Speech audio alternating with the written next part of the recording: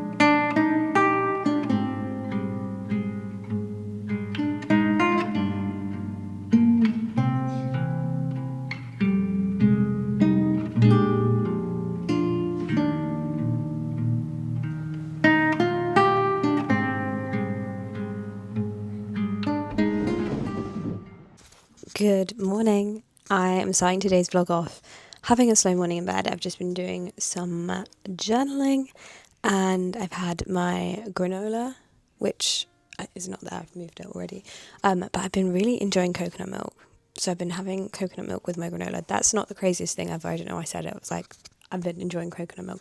But it's a new discovery for me and I can't believe it's taken me this long to find a good one, but I think it's like a barista one and it's super good. I've been enjoying that. It's really great in matcha as well if you want something that's a bit sweeter. I've been really struggling to sleep in this heat wave. There's something about it that I just don't feel like I'm getting like the deep sleep, so I'm waking up and just feeling really like groggy. I've been trying to go out for runs where I can, like in the mornings when it's still a bit cooler, but I think because I'm getting up so early, I'm running, I'm using up so much energy and it's just making me exhausted for the day. So I just need to try and take it a little bit slower. I haven't had like much solo time, I guess, in the flat recently. So it's nice to just feel like I can get on with stuff in my own bubble. I am seeing some friends later. My main objective this weekend or the next few days is to make something with lemons. I got this PR package from the London Essence, which is like this tonic water company. And they sent, I think I actually counted 21 lemons and like 11 limes. So I need to do something with the lemons. It's funny that I made the lemon drizzle the other week because I feel like I should have just waited and made a lemon drizzle this week. So maybe I'll make a lemon drizzle, but I'm also thinking maybe I'll do like a load of lemonade and then I can freeze it and it'll be really refreshing in this heat.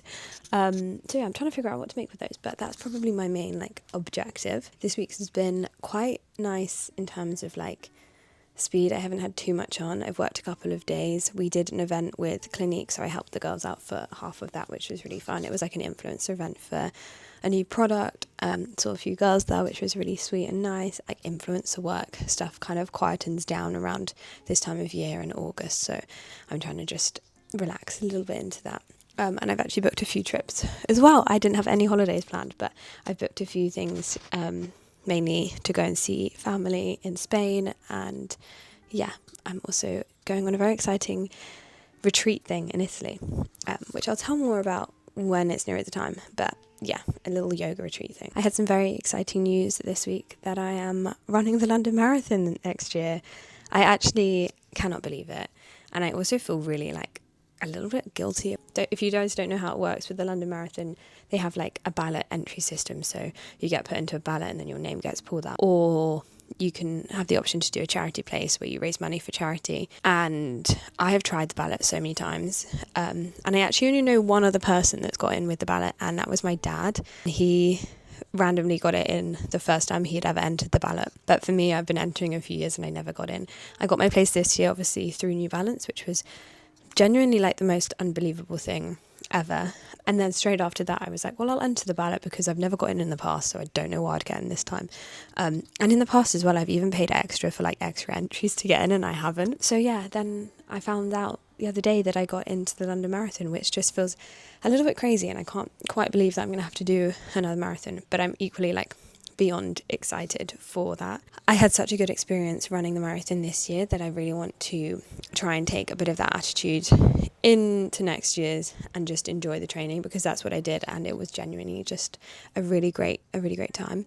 I just wanted to share that because I actually can't quite believe that I'm going to be doing that again. So I think going forward, like this year, in terms of like my fitness and my attitude to working out and things like that, I just want to have fun with it, because I think that's something I've realised over the years is when you put so much pressure on yourself, whether that's to get a time or to achieve a certain goal, it just takes away the fun. And I want to just try and have a better outlook and enjoy it, which I think is the ultimate goal. So I've started going back to the gym again and just working on creating a better balance with that. So it's not all or nothing. I think with marathon training as well, that takes up so much time. But going into that, I want to be ready and prepared to have a bit of balance in terms of working out and running so that I can manage it with my life a little bit better.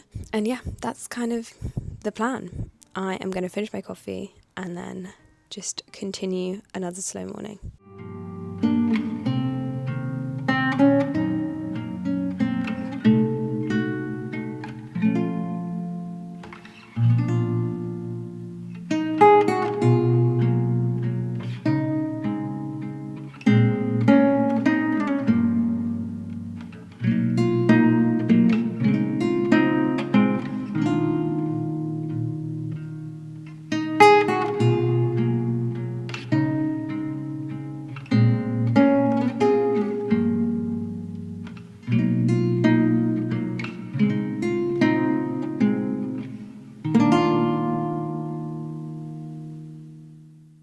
Hello, I don't know how this always happens, but I'm running late, but I want to show my outfits really quickly.